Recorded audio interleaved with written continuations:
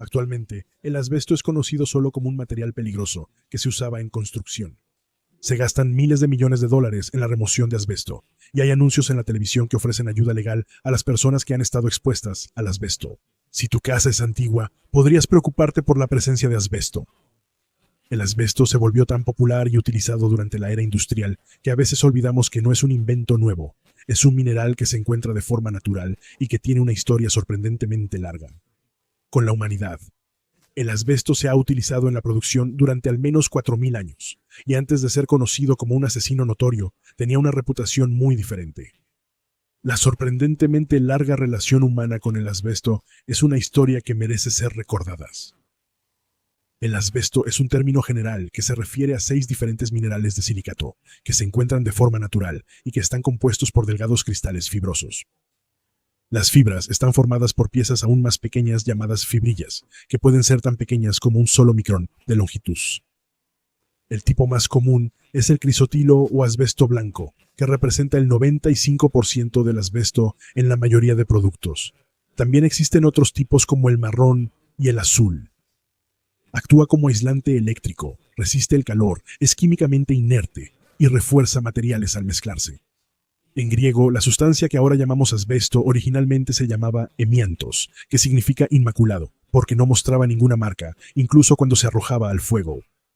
La palabra griega asbesto originalmente significaba cal viva, pero Plinio el Viejo la usó mal en Historias Naturales para nombrar el material incombustible, ayudando a difundir el término. En su uso moderno, la palabra asbesto se utilizó por primera vez en los 1600. Sin embargo, el uso del asbesto se remonta mucho más atrás que eso. Hace 4500 años, en el este de Finlandia, los antiguos mezclaban asbesto con arcilla para fortalecer las vasijas, hacerlas más delgadas y resistentes al calor. Los antiguos egipcios envolvían a los faraones en telas de asbesto para evitar su deterioro. En Chipre, los antiguos fabricaban telas de asbesto para cremaciones, sombreros y zapatos, y la isla parecía ser una fuente importante de este mineral. El historiador griego Heródoto y Plinio mencionaron el uso de telas de asbesto en las cremaciones para envolver el cuerpo y mantener las cenizas separadas del fuego. Plinio afirma que el asbesto protegía a quienes lo usaban de hechizos, sobre todo de magos. Varias culturas emplean asbesto en servilletas, manteles y ropa. Varios escritores coincidieron con Estrabón, quien afirmó que estos tejidos se arrojaban al fuego para limpiarlos, igual que los lienzos se lavan. Las fibras también se usaban como aislamiento para casas y hornos. El asbesto sirve para mechas de velas que no se consumen al quemarse. Una se usaba en los linchinis de asbesto, una lámpara dorada que, según un viajero, solo requería rellenarse una vez al año. La llama eterna cuidada por las vírgenes vestales romanas también pudo haber usado una mecha de asbesto, y numerosos escritores dicen que la llama elemental de la Acrópolis de Atenas tenía una mecha de asbesto. Escritores antiguos ya mencionaban preocupaciones sobre el asbesto. Plinio y Estrabón dijeron que los esclavos en las minas sufrían enfermedades pulmonares y morían jóvenes. Plinio la llamó enfermedad de esclavos y mencionó el uso de vejigas de cabra o cordero como respiradores. Aunque lo observaron, nunca entendieron realmente los riesgos del mineral. El asbesto se usó globalmente en la Edad Media, aunque su uso disminuyó algo.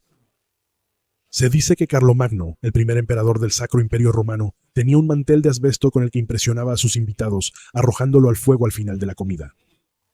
Los monjes medievales en Chipre usaban asbesto en su pintura, dándole un brillo similar al de un espejo a sus obras.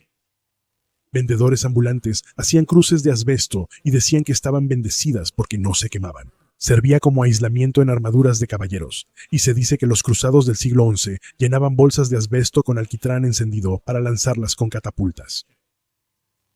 En Asia se cuenta que el general Long Qi de la dinastía Han tenía un traje de asbesto para ocasiones especiales. Se negaba a tomar té hasta que se lo derramaban encima, y fingiendo enojo, hacía que arrojaran la ropa al fuego, de donde salía limpia. En ese periodo, el asbesto se relacionó inesperadamente con la salamandra. La salamandra era incomprendida en la antigüedad, pero siempre estuvo ligada al fuego. Alquimistas medievales decían que la salamandra era un elemental de fuego. Aristóteles, en el siglo IV a.C., asoció al anfibio con el fuego, y Plinio afirmaba que eran tan fríos que apagaban el fuego. El Talmud judío menciona a la salamandra como producto del fuego. Griegos y romanos describieron la extracción de asbesto, pero en la Edad Media se olvidaron sus orígenes. Para los pensadores medievales, era novedoso creer que el asbesto era pelaje de salamandra, llamado lana de salamandra. Eruditos árabes creían que eran plumas de un ave exótica, y algunos autores chinos mencionaban un roedor que habitaba volcanes. El polímata británico Sir Thomas Browne dijo que el asbesto fue llamado lana de salamandra de forma metafórica, pero la gente lo tomó literal. En el siglo XIII, Marco Polo se enteró de la minería de asbesto en Asia, y escribió que la verdadera realidad es que la salamandra no es una bestia como se alega en nuestra parte del mundo, sino una sustancia que se encuentra en la tierra. El mito de la salamandra persistió. Incluso Leonardo da Vinci creía que no tenía órganos internos y vivía solo del fuego. En la época moderna temprana, los científicos estudiaron la utilidad del asbesto. La investigación sobre el material se disparó a partir del siglo XVII. Para 1700, la Royal Society había publicado 8 reseñas y cartas sobre el mineral, y en 1727 se publicó el primer volumen completo sobre el asbesto, seguido rápidamente por otros 2. Nuevas aplicaciones parecían aparecer todos los días. Los italianos fabricaron papel de asbesto, y más tarde, billetes de banco de asbesto, y guantes, capas y ropa a prueba de fuego aparecieron en el espectáculo ambulante de los llamados salamandras humanas, quienes eran conocidos por cocinar un filete mientras estaban de pie en una hoguera. Benjamin Franklin usaba de joven una bolsa de asbesto para que el dinero no le quemara el bolsillo. La vendió en 1724 al eventual benefactor del Museo Británico. Giovanni Aldini, conocido por sus experimentos usando electricidad para mover los músculos de los cadáveres, inventó una línea de ropa a prueba de fuego para los bomberos a principios de los 1800, la cual se volvió popular en lugares como París y Ginebra. Se le atribuyó a los telones de asbesto haber salvado vidas en incendios de teatros, y otros sugirieron hacer un libro indestructible de la eternidad con papel de asbesto. Posiblemente el uso más importante del asbesto fue en la construcción. Al mezclarlo con caucho, se obtuvo un compuesto ignífugo que permitió empaques de vapor más resistentes, fundamentales para motores y calderas de vapor. En 1860, Enrique Ward Jones inventó un papel de alquitrán con asbesto para techos que protegía del fuego. Este invento abrió mercados para el producto. El austríaco Ludwig Hatschek creó paneles de construcción resistentes al fuego, que podían ser tanto más delgados como más fuertes, lo que llevó a cientos de productos basados en su invento, incluyendo tejas de asbesto, paneles corrugados y molduras para techos. El material a prueba de fuego fue aclamado como un mineral milagroso, capaz de salvar vidas en una época de temor a incendios en edificios. El asbesto fue ideal para la era industrial por su versatilidad y fácil integración en materiales. Se usaba con cemento y madera para hacer barcos resistentes al fuego, y se añadía a plásticos para darles mayor resistencia y como aglutinante. Se volvió esencial en la industria de pisos, y las losetas de vinilo con asbesto se usaban mucho como aislamiento en tuberías, calentadores y motores, sobre todo en trenes y barcos. Se usaba también para filtros de jugo y respiradores. A medida que crecía la demanda, la producción tenía que igualarla. La primera mina industrial de asbesto se abrió en las colinas de Thetford, en Quebec, a finales de la década de 1870, y también florecieron industrias prósperas en Alemania, Inglaterra, Sudáfrica, Australia y Finlandia. Se mecanizó rápido y para 1900 ya producían más de 30.000 toneladas anuales. La empresa de Enrique Ward John creó más productos de asbesto, aunque John murió en 1898, probablemente por asbestosis. La compañía se fusionaría con Manville en 1901 para formar Jones Manville, uno de los líderes de la industria. A finales del siglo XIX y principios del XX, médicos notaron problemas de salud por el asbesto. En 1897, un doctor en Austria relacionó problemas respiratorios con la inhalación de asbesto, y un informe británico de 1898 mencionó daños pulmonares generalizados por el polvo en fábricas de asbesto. La primera muerte por asbestosis fue reportada en Inglaterra en 1906 por el doctor Montague Murray. Murray realizó una autopsia a un paciente de 33 años y encontró grandes cantidades de fibras de asbesto en sus pulmones. Se reportaron más muertes por fibrosis en Europa. Las aseguradoras sabían de los riesgos y desde 1908 redujeron la cobertura y subieron las primas para empleados de fábricas con asbesto. La asbestosis es el daño causado a los pulmones por diminutas fibras de asbesto. Las cicatrices pulmonares dificultan transferir oxígeno a la sangre. Puede tomar tiempo para que los síntomas se presenten, porque los pulmones tienen una especie de capacidad extra, pero una vez que se pierde este exceso, los síntomas empeoran muy rápido. Antes de comprenderse, los síntomas se ignoraban porque se asociaban con tuberculosis y neumonía. En 1824, la muerte de Nellie Kershaw, que hilaba asbesto, llevó al patólogo Edmund Cook a investigar y determinar que los minerales en sus pulmones causaron la fibrosis pulmonar y su fallecimiento. Debido a estos y otros casos, Edward Rowland Allworth Meriwether decidió estudiar a los trabajadores del asbesto en fábricas textiles.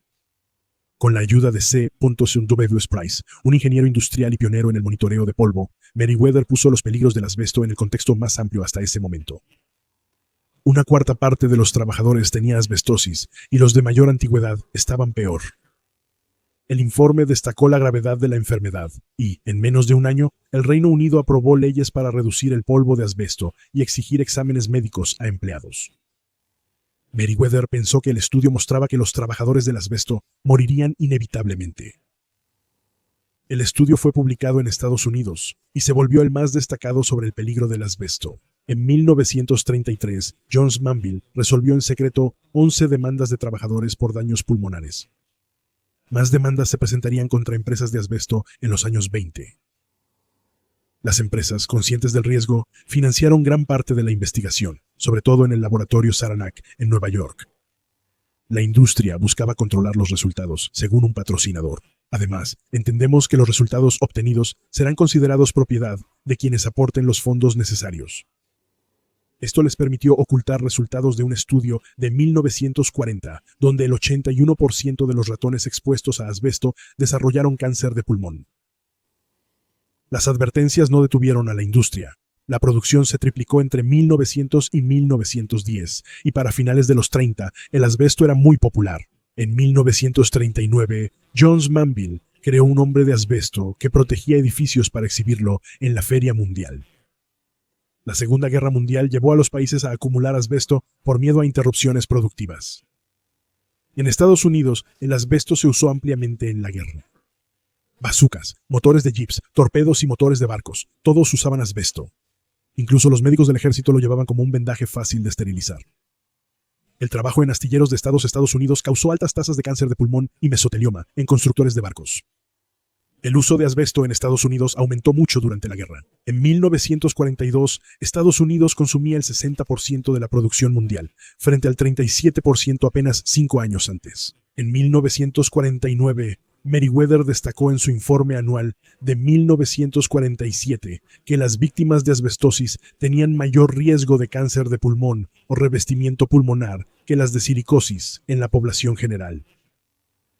Los resultados anónimos en Estados Unidos confirmaron la relación entre el asbesto y el cáncer de pulmón.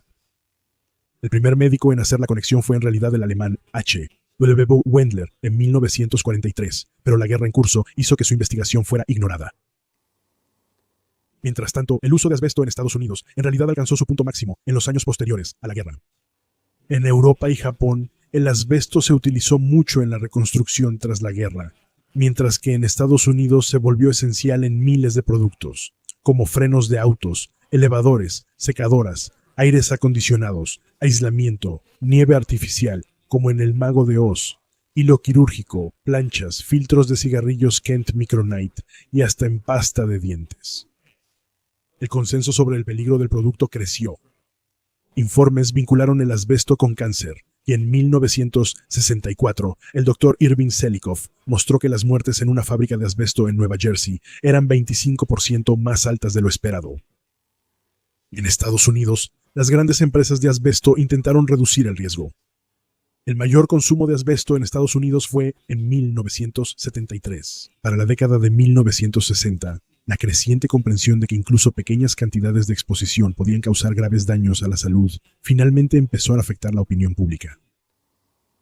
La Agencia de Protección Ambiental, fundada en 1970, inició la cruzada. En 1973 prohibió el asbesto en aerosol para aislamiento y protección contra incendios. En los 70s también prohibieron el asbesto, tuberías de cemento, brasas artificiales y compuestos para reparar paredes. En los 80s se pidió a las escuelas documentar y retirar el asbesto peligroso para proteger a niños y maestros, aunque la remediación a veces era muy costosa. En 1989, la Agencia de Protección Ambiental estableció la regla de prohibición y eliminación gradual, que habría llevado a prohibir totalmente los materiales con asbesto. Sin embargo, la regla de eliminación gradual no logró cumplir con una cláusula en la Ley de Control de Sustancias Tóxicas que requería que la Agencia de Protección Ambiental encontrara el medio menos gravoso para cumplir con la tarea. Se revocó en 1991. La ley de 1989 prohibió nuevos usos del asbesto.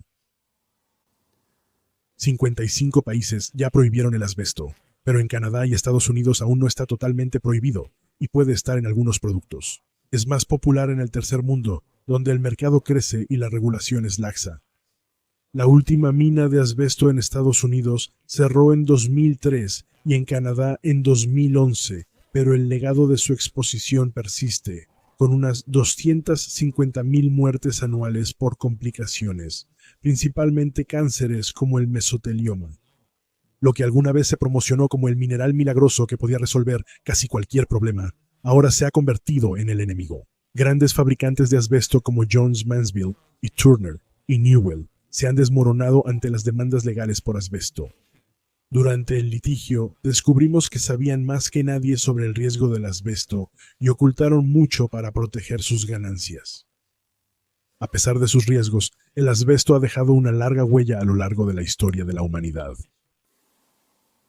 Espero que hayas disfrutado este episodio de El Chico de la Historia. La historia merece ser recordada. Breves fragmentos de historia olvidada de entre 10 y 15 minutos. Y si te gustó, por favor haz clic en el botón de pulgar arriba. Si tienes preguntas o sugerencias para próximos episodios, escríbelas en comentarios. Con gusto responderé personalmente. Sigue a El Chico de la Historia en redes y checa nuestra mercancía en teespring.com. Y si quieres más episodios sobre historia olvidada, lo único que tienes que hacer es suscribirte.